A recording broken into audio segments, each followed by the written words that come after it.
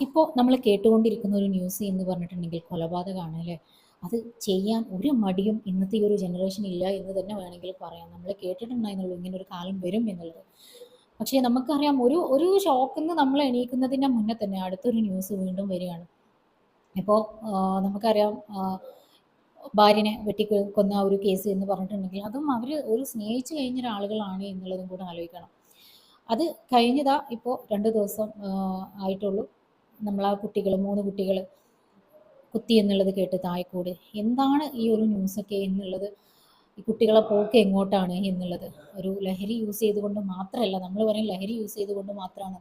ഒരിക്കലുമല്ല, ലഹരി മാത്രമല്ല കുട്ടികളെ ഈ ഒരു ടെൻഡൻസിക്കോ അല്ലെങ്കിൽ കൊല ചെയ്യാനും ഇതിനൊക്കെ കാരണം വേറെയും ഒരുപാട് ഇന്നത്തെ കുട്ടികളെ ഞാൻ പറഞ്ഞില്ലേ ഈ ഒരു സോഷ്യൽ മീഡിയ തന്നെ അതിൽ വലിയൊരു പങ്ക് വഹിക്കുന്നുണ്ട് എന്ന് തന്നെ പറയാം. ഞാൻ ഇതിൻ്റെ മുന്നേ പറഞ്ഞിട്ടുണ്ട് ഒരു വീഡിയോയിൽ. പക്ഷെ അതൊക്കെ പറഞ്ഞു തീരുന്നതിൻ്റെ മുന്നേ വീണ്ടും വീണ്ടും നമ്മളിത് കേട്ടുകൊണ്ടിരിക്കുകയാണ്. അപ്പോൾ ഇനിയും സമൂഹത്തിൽ നമ്മൾ ഇങ്ങനത്തെ കുട്ടികളിലൊക്കെ ഇങ്ങനത്തെ ഈ ഒരു ക്രിമിനൽ മെൻറ്റാലിറ്റി വളർന്നുകൊണ്ടേ ഇരിക്കുകയാണ് എന്നുള്ളത് നമ്മൾ മനസ്സിലാക്കി കഴിഞ്ഞ സ്ഥിതിക്കെങ്കിലും അതിന് വേണ്ട ആക്ഷൻ നമ്മൾ എടുക്കണം എന്നുള്ളതാണ്. മാക്സിമം നിങ്ങളെ കുട്ടികളെടുത്ത് ഇങ്ങനത്തെ ഒരു ദേഷ്യവും കാര്യങ്ങളൊക്കെ കാണുമ്പോൾ നിങ്ങൾ എന്താ കുട്ടികളൊന്ന് കൗൺസിലിങ്ങിന് വിധേയമാക്കാം.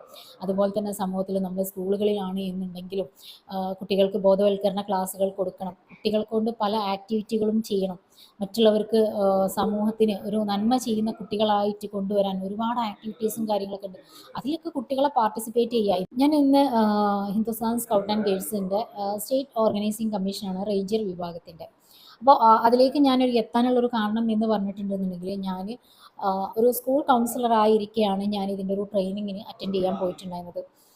അപ്പോഴാണ് ഞാൻ ഒരു താല്പര്യം ഇല്ലാതെയാണ് സത്യത്തിൽ ഞാൻ ആ ഒരു ട്രെയിനിങ്ങിന് പോയിട്ടുള്ളത്. കാരണം എൻ്റെ ഒരു ഫീൽഡ് ഇതല്ലേ. ഞാൻ പിന്നെ സ്കൂളിൽ എത്രത്തോളം ഉണ്ടാവും എന്നൊന്നും ഒരു വലിയൊരു പ്രതീക്ഷ എനിക്കില്ലേനു. പക്ഷെ എന്നാലും ഞങ്ങൾ സ്കൂൾ പ്രിൻസിപ്പാളിൻ്റെ ഒരു നിർബന്ധത്തിലാണ് ഞാൻ ഈ ഒരു ട്രെയിനിങ്ങിന് പോയിട്ടുണ്ടായിരുന്നത്. പക്ഷെ ഞാൻ അവിടെ ചെന്നപ്പം എനിക്ക് മനസ്സിലായി ഞാൻ എന്തിനാണോ ഞാൻ ഒരു സ്കൂൾ കൗൺസിലറായിട്ട് കയറിയത്.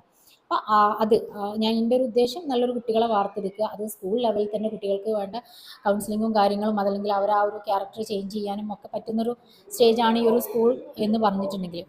അപ്പോൾ അങ്ങനെയാണ് ഞാനൊരു സ്കൂൾ കൗൺസിലറായിട്ട് കയറിയിട്ടുണ്ടായിരുന്നത്. അപ്പോൾ ആ ഒരു സ്കൂൾ കൗൺസിലറായിട്ട് കയറിയത് എന്താണോ ഉദ്ദേശം എന്നുള്ളത് ഇപ്പോൾ നിങ്ങൾക്ക് മനസ്സിലായിട്ടുണ്ടല്ലോ. അപ്പോൾ ആ ഉദ്ദേശങ്ങളൊക്കെ നിറവേറ്റാൻ ഏറ്റവും പറ്റിയൊരു പ്ലാറ്റ്ഫോമാണ് ഈ ഒരു സ്കൗട്ട് ആൻഡ് ഗൈഡ്സ് എന്ന് പറഞ്ഞിരുന്നത്. അതിൽ കൂടി കുട്ടികൾക്ക് ഒരുപാട് കാര്യങ്ങൾ പറഞ്ഞു കൊടുക്കുന്നുണ്ട്.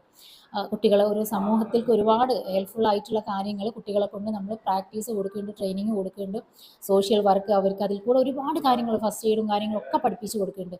പിന്നെ അവർക്ക് ആക്ടിവിറ്റിയും കാര്യങ്ങളൊക്കെ അവരൊരു രാജപുരസ്കാരത്തിൽ എത്തണം എന്നുണ്ടെങ്കിൽ അവരെ കൊണ്ട് ഒരുപാട് കാര്യങ്ങൾ നമ്മൾ ചെയ്യിക്കുന്നുണ്ട്. അപ്പോൾ ഇതൊക്കെ പഠിച്ചു വരുമ്പോൾ തീർച്ചയായിട്ടും ഈ ഒരു സ്കൗട്ട് ആൻഡ് ഗൈഡ്സിലുള്ള കുട്ടികൾ എന്തായാലും ഇങ്ങനത്തെ ഒരു ചീത്ത സ്വഭാവങ്ങളിലേക്കോ ഒന്നും പോകില്ല എന്നാണ് നമ്മളൊരു വിശ്വാസം.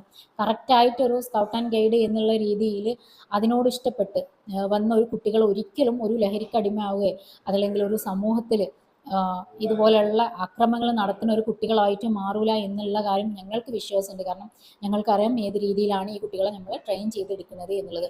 ഒരുപാട് ഡിഫറൻസ് നമ്മൾ ആ കുട്ടികൾക്ക് ഒരു രാജപുരസ്കാർക്ക് എത്തിയ കുട്ടികൾക്ക് ഒരുപാട് ഡിഫറൻസ് കാണലുണ്ട്. കാരണം ഈ കുട്ടികൾ തന്നെ ഈ കുട്ടികളും പാരൻസും നമ്മളടുത്ത് പറയലുണ്ട് ഒരു ക്യാമ്പ് അറ്റൻഡ് ചെയ്ത് കുട്ടികൾ തിരിച്ചു വരുമ്പോൾ അവർക്ക് ഒരുപാട് മാറ്റങ്ങൾ വന്നിട്ടുണ്ട്. അഡ്ജസ്റ്റ്മെൻറ്റ് പഠിക്കുന്നുണ്ട്, ഒരുപാട് ത്യാഗങ്ങൾ അവർ പഠിക്കുന്നുണ്ട് എന്നുള്ളത് പാരൻസ് തന്നെ ഞങ്ങളടുത്ത് പറയുന്നുണ്ട്. കുട്ടികളും പറയും ഇനി എവിടെ ചെന്ന് ജീവിക്കാനും ഞങ്ങളെ കൊണ്ട് പറ്റും എന്നുള്ളതും എന്തിനും തരണം ചെയ്യാനും ഞങ്ങൾക്ക് പറ്റും എന്നുള്ളത് ഈ കുട്ടികളും ഞങ്ങളടുത്ത് പറയലുണ്ട്. അപ്പോൾ എന്തായാലും നമുക്ക് ഈ ഒരു സ്കൗട്ട് ആൻഡ് ഗൈഡ്സ് ഇതുപോലെ തന്നെ ഒരുപാട് സംഭവങ്ങൾ ഉണ്ടാവും കേട്ടോ. ഞാനിപ്പോൾ വർക്ക് ചെയ്യുന്നത് ആ ഒരു ഇതിലായതുകൊണ്ട് ഞാൻ അതിനെ കുറിച്ചിട്ട് പറയുന്നു. NCC മറ്റേതൊക്കെ ഇതുപോലുള്ളത് തന്നെയാവും. അതിനെക്കുറിച്ച് എനിക്ക് കൂടുതൽ അറിയില്ല. പക്ഷേ നമ്മൾ ഈ വർക്ക് ചെയ്യുന്ന ഈ ഒരു സ്കൗട്ട് ആൻഡ് ഗൈഡ്സ് കൊണ്ട് നമ്മൾ ഉദ്ദേശിക്കുന്നത് നല്ല കുട്ടികളെ സമൂഹത്തിൽ വാർത്തെടുക്കുക എന്നുള്ളതാണ്. കുറച്ച് കുട്ടികളെ ഞങ്ങളെ കയ്യിൽ കിട്ടിയിട്ടുള്ളൂ. ഈ കുട്ടികൾ വഴിയെങ്കിലും മറ്റുള്ള കുട്ടികളെ നമുക്ക് നന്നാക്കി എടുക്കാൻ പറ്റും എന്നാണ് ഞങ്ങളൊരു വിശ്വാസം. അപ്പോൾ ഞാൻ പറഞ്ഞു വരുന്നത് എന്താണെന്ന് വെച്ച് കഴിഞ്ഞാൽ ഇപ്പം ഈ ഒരു ആക്രമണം കാര്യങ്ങളൊക്കെ കൂടിക്കൊണ്ടേയിരിക്കുകയാണ്. അപ്പോൾ ഇതിനും നിങ്ങൾക്ക് ഓപ്ഷൻ ഉണ്ട്. കുട്ടികളെ ഇങ്ങനെയുള്ള നമ്മളെ സ്കൗട്ട് ആൻഡ് ഗൈഡ്സിൻ്റെ ഇതിൽ 16 വയസ്സ് വരെയാണ് സ്കൗട്ട് ആൻഡ് ഗൈഡ്സിൻ്റെ ആ ഒരു ഏജ്. 10 to 16 ആണ് സ്കൗട്ട് ആൻഡ് ഗൈഡ്സിൻ്റെ ആ ഒരു ഏജ് എന്ന് പറഞ്ഞിട്ടുണ്ടെങ്കിൽ. ഇവർ അല്ലാത്ത കുട്ടികളും ഒരു 25 വയസ്സ് വരെ 16 തൊട്ട് 25 വയസ്സ് വരെ നമുക്ക് റോവേഴ്സ് ആൻഡ് റേഞ്ചേഴ്സ് ഉണ്ട്. അപ്പോൾ അതിലേക്ക് കുട്ടികളെ നിങ്ങൾക്ക് ആഡ് ചെയ്യാം. നമ്മൾ ഒരു സ്റ്റേറ്റ് ലെവലിൽ തന്നെ നമ്മളൊരു ടീം അതിന് വേണ്ടിയിട്ട് വർക്ക് ചെയ്യുന്നുണ്ട്. അപ്പോൾ ആർക്കും നിങ്ങൾ കോളേജ് പഠിക്കണമല്ലായിക്കോട്ടെ, +2 പഠിക്കണമല്ലായിക്കോട്ടെ, ഇനി കോളേജിലൊന്നും പഠിക്കാത്ത ആളുകളായിക്കോട്ടെ, ഈ ഒരു 25 വയസ്സാണ് അതിൻ്റെ ഒരു കണക്ക് പറഞ്ഞിട്ടുള്ളത്. അപ്പോൾ അതിൽക്ക് നിങ്ങൾ എന്ത് ചെയ്യുക, നിങ്ങൾക്ക് ഞങ്ങളെ കൂടെ ജോയിൻ ചെയ്യുക. ജോയിൻ ചെയ്ത് കഴിഞ്ഞ് നമുക്ക് ഒറ്റക്കെട്ടായ ഒരു ടീമായിട്ട് ഇത്തരം അനീതിക്കെതിരെ നമുക്ക് എന്ത് ചെയ്യാം, ഒന്ന് പോരാടാം. ഇവരെയൊക്കെ അതിൽ നിന്നൊന്ന് രക്ഷപ്പെടുത്താം. ഇതുപോലുള്ള കുട്ടികൾ, നിങ്ങൾ ഓരോ കുട്ടികൾ വഴി നമുക്ക് എന്ത് ചെയ്യാൻ പറ്റും, അവരൊക്കെ രക്ഷപ്പെടുത്താൻ പറ്റും എന്നുള്ളതാണ്. അപ്പോൾ ഞാൻ പറഞ്ഞു അതെന്താ വിചാരിച്ചു കഴിഞ്ഞാൽ, ഇന്നത്തെ ഈ ഒരു സമൂഹത്തിനെ രക്ഷിക്കാൻ നമുക്ക് ഇങ്ങനെയുള്ള ചിലതൊക്കെ നമുക്ക് എന്ത് ചെയ്യാൻ പറ്റും, യൂസ്ഫുൾ ആക്കാൻ പറ്റും എന്നുള്ളതാണ്. അറ്റ്ലീസ്റ്റ് നമ്മളെ മക്കളെങ്കിലും നമുക്ക് എന്ത് ചെയ്യാൻ പറ്റും, അതിന്ന് പിന്തിരിപ്പിക്കാൻ പറ്റും എന്നുള്ളതാണ്.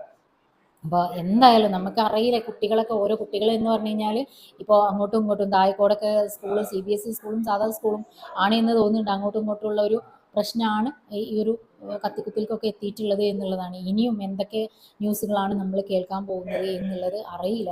പേടിച്ചുകൊണ്ടാണ് ഓരോ ദിവസവും നമ്മൾ ന്യൂസുകൾ പ്രതീക്ഷിച്ചുകൊണ്ടിരിക്കുന്നത്. എന്തായാലും പടച്ച റബ്ബ് നമ്മളെല്ലാവരും മക്കളെ ഈ ഒരു ഇതിൽ നിന്ന് കാത്തു രക്ഷിക്കട്ടെ. ഒരുപാട് നീരാളികൾ വല എറിഞ്ഞിരിക്കുകയാണ് നമ്മളെയൊക്കെ മക്കൾ അതിൽ പെടുത്താൻ വേണ്ടിയിട്ട്. അപ്പോൾ അതിലൊന്നും പെടുത്താതെ നമ്മളെ മക്കൾ രക്ഷപ്പെട്ടു വരട്ടെ. അതിന് വേണ്ടിയിട്ട് നമുക്ക് പ്രാർത്ഥിക്കാം. നമുക്ക് ഒറ്റക്കെട്ടായിട്ട് നമുക്ക് എന്ത് ചെയ്യാം, ഇതിനെതിരെ നമുക്ക് പ്രവർത്തിക്കാം. ഇതുപോലുള്ള ക്യാമ്പുകളൊക്കെ വരുമ്പം കുട്ടികളെ എന്ത് ചെയ്യുക, ഒന്നതിൽ നിങ്ങൾ പാർട്ടിസിപ്പേറ്റ് ചെയ്യിക്കുക. കുട്ടികൾക്കൊരു തിരിച്ചറിവ് കിട്ടും എന്നുള്ളതാണ്. അപ്പം എൻ്റെ ഇന്നത്തെ ഈ ഒരു വീഡിയോ നിങ്ങൾക്ക് യൂസ്ഫുൾ ആയിട്ടുണ്ടാകുമെന്ന് വിചാരിക്കുന്നു. ഇത് നിങ്ങൾ മറ്റുള്ളവർക്കും കൂടെ ഷെയർ ചെയ്യുക. ആ ഒരു ബെല്ലൈക്കണും കൂടെ അമർത്തി കഴിഞ്ഞിട്ടുണ്ടെന്നുണ്ടെങ്കിൽ നിൻ്റെ പുതിയ വീഡിയോസുകളൊക്കെ കിട്ടും. അപ്പോൾ ഓക്കെ, താങ്ക് യു.